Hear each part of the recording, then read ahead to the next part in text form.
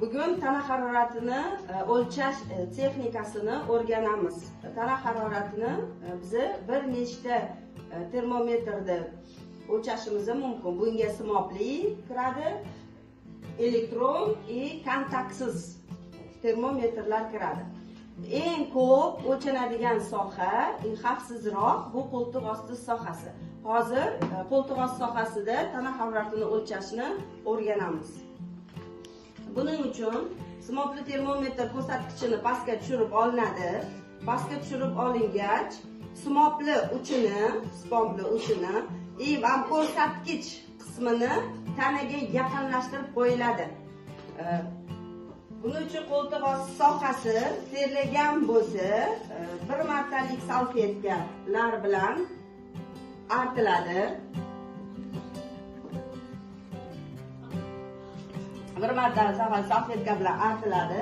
Artganimizdan keyin simobli uchini ko'rsatkich sohasini tanaga yaqinlashtirgan holda qo'ltiq ostiga qo'yamiz. 5, 8, 10 daqiqa kutiladi. Kutilgandan keyin termometrni olib natijani o'qiymiz. Natijani o'qib gemodinamika varaqasiga qayd etiladi. Tana harorati 4 xil ko'rinishda namoyon bo'ladi. Subfibril 37 dan 38 gradusgacha, fibril